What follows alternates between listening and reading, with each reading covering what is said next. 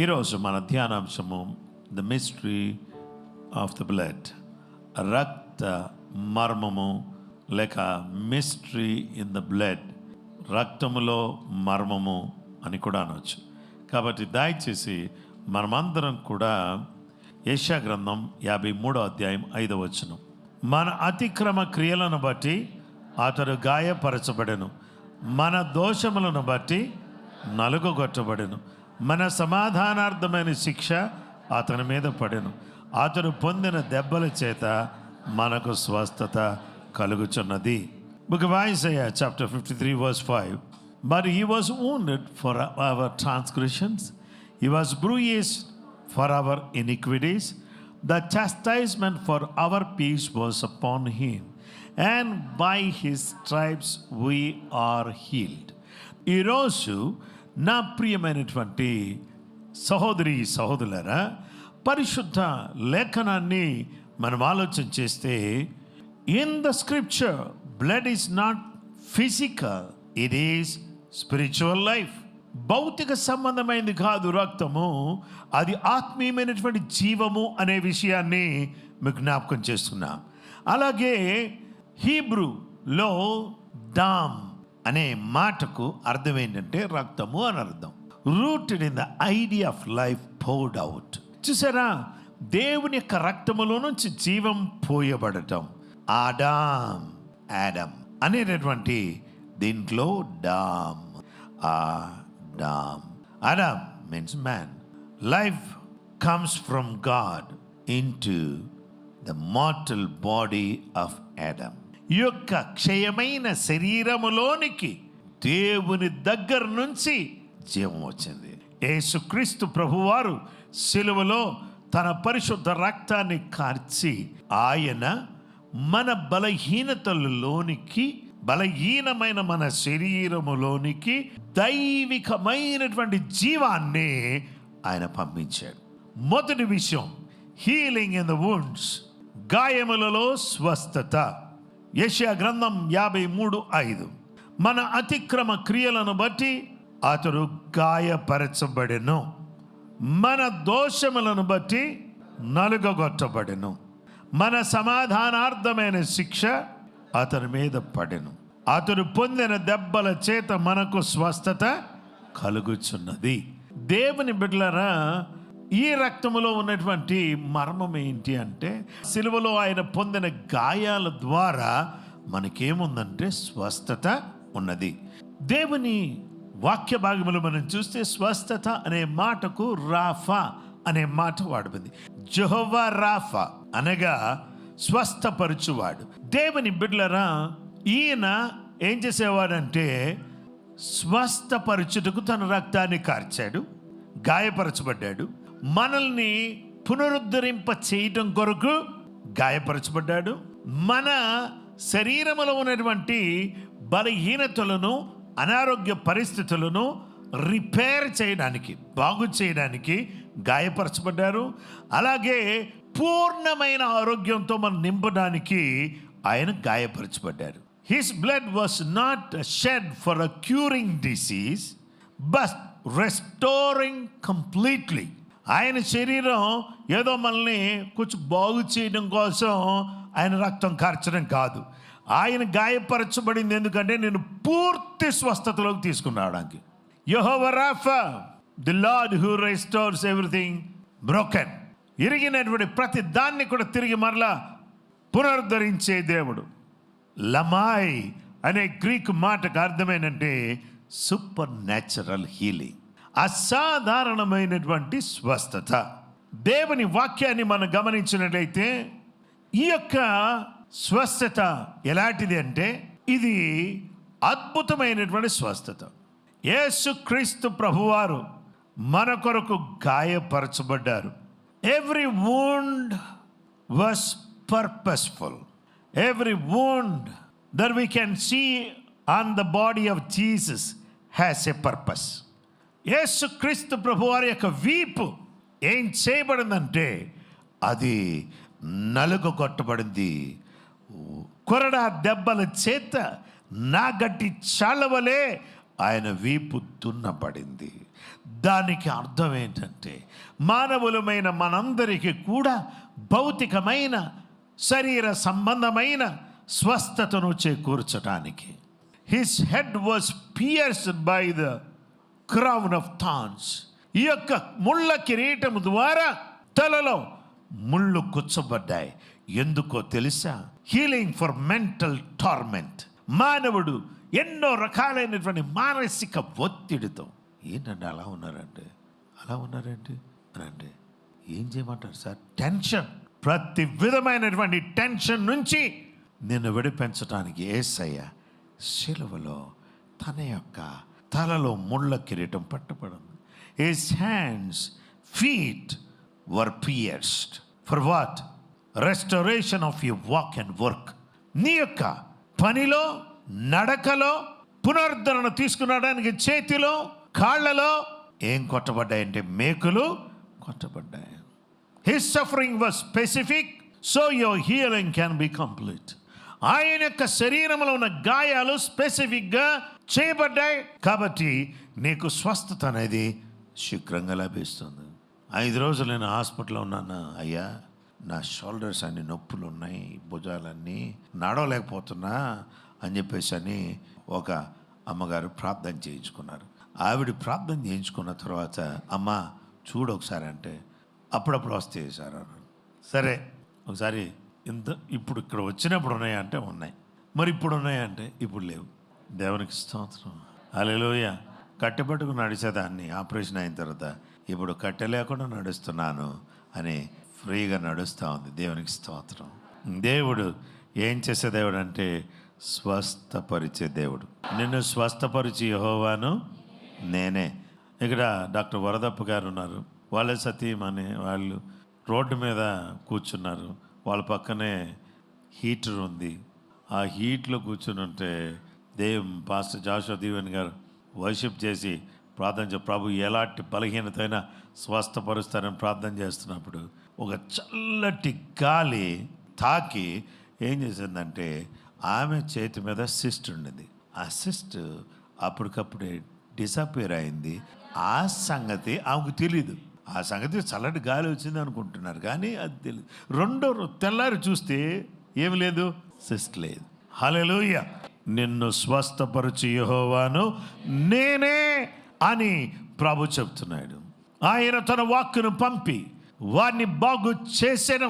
ఆయన వారు పడిన గుంటలో నుండి వారిని పైకెత్తెను. ఆయన గాయాల ద్వారా స్వస్థత.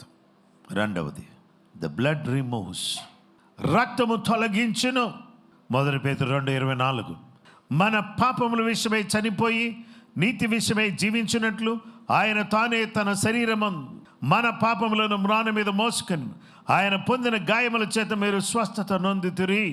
ఈ యొక్క రక్తము అనేది ఏం చేస్తుందంటే రోగ లక్షణాలను తొలగించేది కాదు, రోగాన్ని వేళ్లతో సహా తీసివేసేది. గోషేను అనే ప్రాంతములో, ఐగుప్తు దేశములో ఇశ్రాయేలు ప్రజలు బానిసలుగా ఉన్నారు.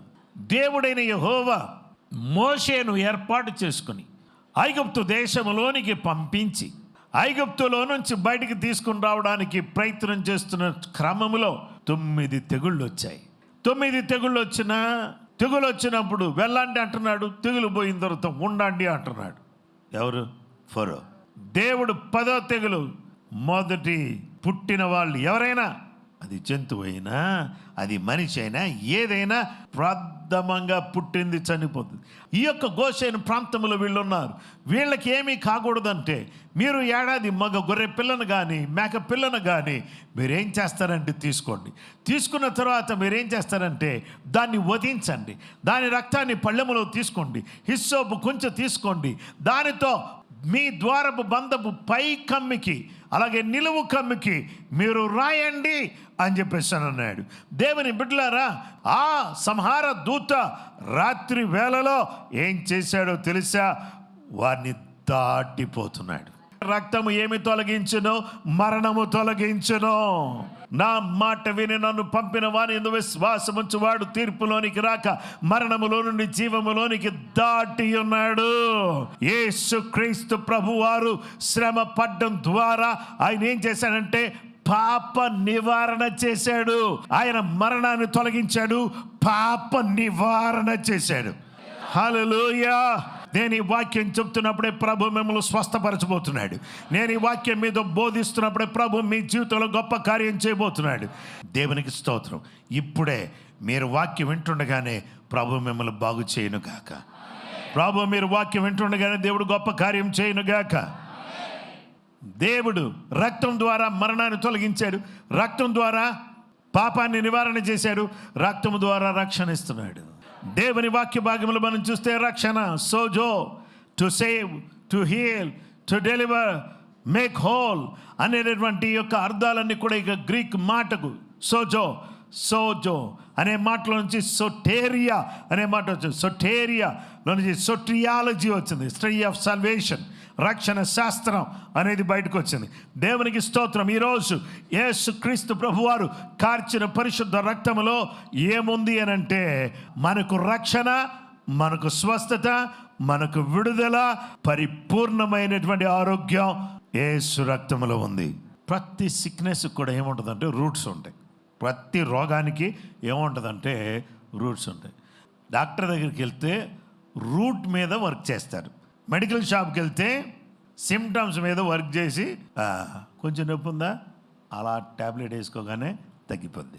పొరపాటున జ్వరం వచ్చినప్పుడు నొప్పులకు ట్యాబ్లెట్ వేసుకుంటే ప్లేట్లెట్స్ డౌన్ అవుతాయి. Sickness have a deeper roots. Fear is a root. మనకున్నటువంటి భయం అనేది ఒక వేరు, పాపం అనేది ఒక వేరు, జనరేషనల్ బాండేజ్, వంశ పారంపర్యమైనటువంటి బంధకాలు, బానిసత్వం, ఇవి భావోద్రేకాలతో కూడినటువంటి ఎమోషనల్ వూండ్స్. ఎవరు గాయం చేస్తారంటే అక్కే, ఎవరు గాయం చేస్తారంటే చెల్లె, ఎవరు గాయం చేస్తారంటే అన్నే, మనకు సంబంధించిన వాళ్ళే, లేదా మన సొంత భార్య లేకపోతే భర్త, వీళ్ళే గాయం చేసేది, బయట వాళ్ళు కాదు గాయం చేసేది. రోడ్డు మీద వెళ్ళేవాడు ఎందుకు గాయం చేస్తాడు? కాబట్టి ఈ చుట్టూ ఉన్న వాళ్ళే మనకు గాయాలు చేసేది. ఈ గాయం చేసి మనకు గాయాలు తగ్గకుండా చేసేటటువంటి వాళ్ళు వీళ్ళే. ఊరుకురికే పొడుస్తూ ఉంటారు. ఈరోజు ఇలాంటి గాయాలన్నీ కూడా లోపల ఉండిపోతాయి, బయటికి మాత్రం చక్కగా రెడీ అయ్యి వచ్చి కూర్చున్నాం, కానీ లోపలన్నీ గాయాలు మాత్రం అట్లనే ఉన్నాయి. ఎప్పుడో చిన్నప్పుడు ఎవరో అన్నారు, ఆ గాయం కూడా అలాగే ఉంది. అంతకుముందు ఎవరో నిన్ను తిట్టారు, ఆ గాయం కూడా అలాగే ఉంది.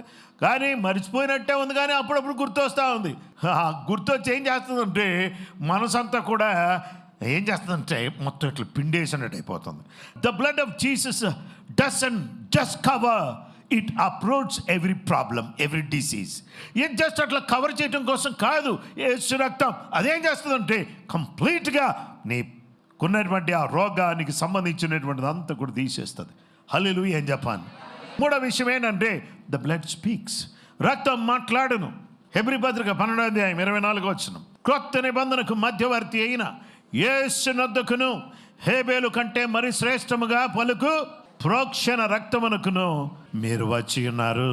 హేబేలు రక్తం తీర్పు తీర్చమని అడుగుతూ ఉంది, కానీ యేసు రక్తం క్షమించమని అడుగుతూ ఉంది. ఆ రక్తం తీర్పు తీర్చు, న్యాయం చెయ్యి అని అడుగుతుంది. ఈ రక్తం క్షమించు అని అడుగుతుంది. కాబట్టి ఇది హేబేలు రక్తం కంటే శ్రేష్టమైన రక్తం.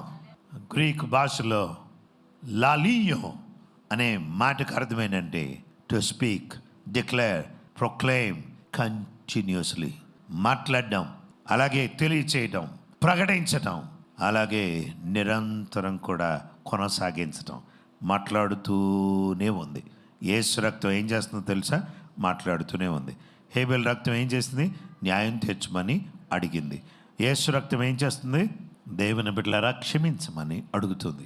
యేసయ్య రక్తం ఏమంటుందంటే, తండ్రి వీరేం చేయుచున్నారు, వీరెరుగురు కనుక వీరిని క్షమించు, క్షమించు, క్షమించు అని అంటుంది. దయ చూపించు, స్వస్థపరచు అని అడుగుతుంది రక్తం. ఈ రక్తం ఏం చేస్తుందంటే మాట్లాడుతుంది. స్పీకింగ్ అగేన్స్ట్ సిక్నెస్, ఈ యొక్క రోగానికి వ్యతిరేకంగా మాట్లాడుతుంది. స్పీకింగ్ అగేన్స్ట్ పెయిన్, ఈ యొక్క నొప్పికి వ్యతిరేకంగా మాట్లాడుతుంది, బాధకు వ్యతిరేకంగా మాట్లాడుతుంది. You are healed, you are restored, you are free by the blood of Jesus. అయితే దేవుని బిడ్డలారా, even when you body says pain, the blood says peace. Pain అంటే పీస్. ఈ ఆర్క్ ఆఫ్ ద కవెనెంట్ పైన ఉన్నటువంటి వాటిని కెరూబులు అని అంటారు. ఒక కెరూబుకు మరొక కెరూబు ఒకదానికి ఒకటి అభిముఖంగా అంటే ఎదురెదురుగా ఉన్నాయి. ఉండి మధ్యలో ఉన్న ఆ భాగం కొంచెం తెల్లగా కనిపిస్తుంది. వేరే అంటే దాంట్లో భాగాన్ని ఏమంటారంటే అది కరుణాపీఠం. ఏడాది మగ గొర్రెపిల్లను వధించి తీసుకొచ్చి బలిపీఠం దగ్గర వధించినటువంటి రక్తాన్ని పళ్ళెంలో తీసుకుని కాళ్ళు కడుక్కొని పరిశుద్ధ స్థలంలోకి వచ్చి అరిష్టు పరిశుద్ధ స్థలంలో తన నిమిత్తం ప్రజల నిమిత్తం ప్రోక్షించేది ఎక్కడంటే ఆ మధ్య భాగంలో ఉందో చూసారా, అక్కడ ప్రోక్షిస్తాడన్నమాట. అక్కడ అందరి కొరకు ఈ స్ప్రింకిల్స్, ఈ పోర్ ద బ్లడ్. అక్కడ నేను మిమ్ములను కరుణిస్తాను. దేవుని బిడ్డలారా, యేసుక్రీస్తు ప్రభువారు సిలువలో తన రక్తాన్ని ఆయన కార్చాడు. కార్చిన తర్వాత యేసుక్రీస్తు ప్రభువారు ఎక్కడ ఉంచబడ్డాడంటే సమాధిలో ఉంచబడ్డాడు. సమాధిలో ఉంచబడినటువంటి ఆ యేసుక్రీస్తు ప్రభువారి యొక్క శరీరము లేపబడిన తర్వాత అది అక్కడ దేవదూతలు తలవైపున ఒకరును కాళ్ళ వైపున ఒకరును నిలబడి అక్కడ ఉండి వాళ్ళు ఏమన్నారంటే, మీరు సిలువ వేయబడిన యేసును వెతుకుతున్నారు, ఆయన ఇక్కడ లేడు. ఆయన తన రక్తాన్ని చెందించి తన ప్రాణాన్ని బలిగా ఇచ్చి మిమ్మల్ని అందరినీ కరుణించటానికి ఆయన లేపబడ్డాడు. తలవైపున ఒకళ్ళు కాళ్ళ వైపున ఒకళ్ళు నిలబడి ఏమంటున్నారంటే ఆయన ఇక్కడ లేడు అని చెప్పేసి అంటున్నారు. ఆయన ఎక్కడ ఉన్నాడు? ఆయన ఎక్కడైతే నా నామం పేరిట 2 లేక 3 కూడి ఉంటారో వారి మధ్యలో ఉండే దేవుడు. వారికి ఏం చూపిస్తాడు? కరుణ చూపిస్తాడు. ఆయన కార్చిన రక్తంలో ఉన్నటువంటి శక్తిని వారి జీవితంలో కనబరుస్తాడు. దేవుని బిడ్డలారా, రక్తం ప్రోక్షించబడింది, పాపానికి క్షమాపణ వచ్చింది. దేవుడు మరణాన్ని తొలగించేశాడు, పాపాన్ని తొలగించాడు, రోగాన్ని తొలగించాడు. ఆయన ఆ రక్తంతో నిబంధన చేశాడు. నిబంధన రక్తం. మత్తయి సువార్త 26:28 ఇది నా రక్తము అనగా పాప క్షమాపణ నిమిత్తం అనేకుల కొరకు చిందింపబడుచున్న నిబంధన రక్తం. దేవుని బిడ్డలారా, బరిత్ అనేటటువంటి మాట హీబ్రూ భాషలో నిబంధన అనే మాటకు ఉపయోగించబడింది, which means covenant sealed by the blood. ఈ యొక్క నిబంధన అంటే రక్తము ద్వారా నిబంధన ముద్రించబడింది. Covenant were unbreakable agreement sealed in the blood. ఈ యొక్క నిబంధనలు ఏవైనా సరే అవి ఏమాత్రం కూడా అవి ఎట్టి పరిస్థితులు విగిపోయేవి కావు, చెరిగిపోయేవి కాదు, విరగొట్టబడేవి కావు. అవి రక్తం చేత ముద్రించబడినవి. Healing is now part of legal inheritance. దేవునికి స్తోత్రం. హీలింగ్ అనేటువంటిది it's not a beggar's biscuit. అడుక్కునేవాడికి ఒక బిస్కెట్ ఇచ్చినట్టు కాదు. దేవుడు తన కుమారుని పంపి ఆ కుమారుడు సిలువలో మరణించడం ద్వారా మనతో నిబంధన చేసి నిబంధనలో పాలువారమైనటువంటి మనకు దేవుడు చట్ట ప్రకారంగా ఆయన స్వస్థతను మనకు స్వాస్థ్యంగా ఇస్తున్నాడు. ఆమేన్. ఈ రక్తములో ఏముందంటే శక్తి ఉంది. ఈ నిబంధన రక్తములో శక్తి ఉంది. ఆ శక్తి ఎలాంటిదంటే డునామిస్ పవర్, అంటే ఎక్స్ప్లోసివ్ పవర్. దేవునికి స్తోత్రం. విస్ఫోటము కలిగించే శక్తి. చూడండి, డునామిస్ లో నుంచి డైనమో, డైనమైట్ అనే మాటలు వచ్చాయి. ఈ డైనమైట్ అనేటటువంటి దాన్ని ఒక పెద్ద రాయిని హోల్ చేసి దాంట్లో పెట్టి దాన్ని బ్లాస్ట్ చేస్తే ఏమవుతుందంటే పెద్ద కొండ సహితం పెట్టినటువంటి డైనమైట్ పవర్కి ఏమవుతుందంటే ముక్కలైపోతుంది, చెక్కలైపోతుంది.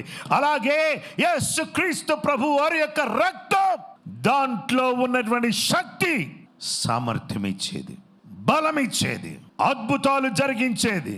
The ability that reside within the person is a creative power, a divine power.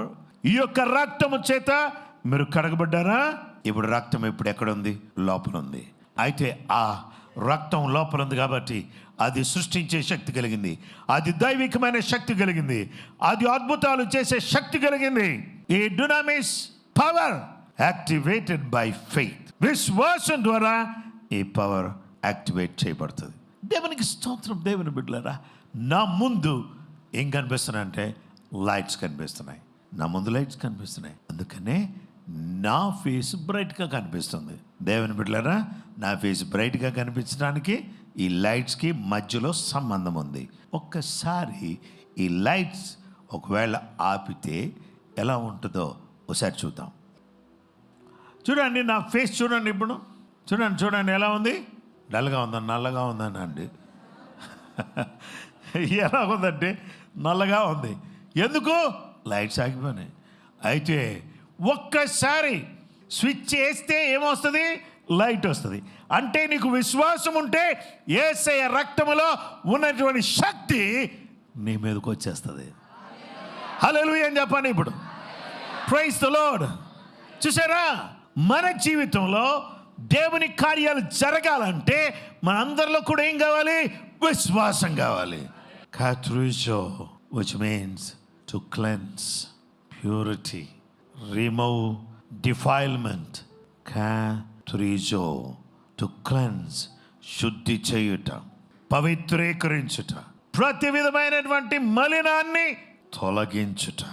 దేవునికి స్తోత్రం. హెబ్రీ పత్రిక 9వ అధ్యాయం 14వ వచనంలో నిత్యుడగు ఆత్మ ద్వారా తను తాను దేవునికి నిర్దోషినిగా అర్పించుకొనిన క్రీస్తు యొక్క రక్తము నిర్జీవ క్రియలను విడిచి జీవము గల దేవుని సేవించుటకు మీ మనస్సాక్షిని ఎంతో ఎక్కువగా శుద్ధి చేయును. దేవునికి స్తోత్రం. నిత్యుడగు ఆత్మ ద్వారా తను తాను దేవునికి నిర్దోషినిగా అర్పించుకొనిన క్రీస్తు యొక్క రక్తము నిర్జీవ క్రియలను విడిచి జీవము గల దేవుని సేవించటానికి, దేవుని స్తుతించడానికి, ఆరాధించడానికి, ఘనపరచడానికి, మహిమపరచడానికి ఈ రక్తం ఏం చేస్తుందంటే శుద్ధి చేయును. రక్తం శుద్ధి చేయడానికి గల కారణం ఏంటో తెలుసా? దేవునికి స్తోత్రం. రక్తము నేను శుద్ధి చేసింది నువ్వు నిర్జీవ క్రియలు విడిచిపెట్టాలని, జీవము గల దేవుని సేవించాలని. అందుకనే మనస్సాక్షిని శుద్ధి చేసింది. A polluted heart can affect the body. గుండె చెడిందంటే మొత్తం శరీరంలో ఉన్న అవయవాలన్నిటికీ ప్రాబ్లం వస్తుంది. దేవుని బిడ్డలారా, the blood of Jesus cleanse inside, so healing can flow out side. ఈ యొక్క రక్తము నిన్ను లోపల శుద్ధి చేస్తుంది, స్వస్థత నీకు బయటకి వచ్చేటట్టు చేస్తుంది. దేవుని బిడ్డలారా, stress creates sickness. Stress. Why people are sick? ఎందుకంటే ప్రజలు సిక్గా ఉన్నారు. స్ట్రెస్. దేవుని వాక్యం ద్వారా దేవుడు సెలవిస్తున్నాడు, రక్తం ద్వారా మనం విజయాన్ని సాధించేటటువంటి దేవుని కృప మనకుంది. దేవుని బిడ్డలారా, ద బ్లడ్ ఆఫ్ జీసస్ ఏం చేస్తుందంటే it cancels authority of demons. ఈ యొక్క దయ్యం యొక్క అధికారాన్ని దూరం చేస్తుంది. Breaks his hold. ఆ వాడి యొక్క ఆధిపత్యం నీ మీద నుంచి తెంచి వేస్తుంది. Restores your health. నీ యొక్క ఆరోగ్యాన్ని మెరుగుపరుస్తుంది. Brings you redemption from your sin. నీ పాపం నుంచి విమోచన, నీ యొక్క శరీరమునకు నెమ్మది, అలాగే స్వస్థత నీ శరీరానికి. ఈరోజు యేసుక్రీస్తు నామములో ఏమని డిక్లేర్ చేస్తున్నానంటే, by the blood of Jesus, యేసుక్రీస్తు నామములో ఇక్కడ ఉన్నటువంటి వారిలో ఎవరిలో ఏ విధమైన అనారోగ్యం ఉన్నా ఇప్పుడే వాళ్ళతో సహా బయటికి యేసు నామములో వచ్చునుగాక.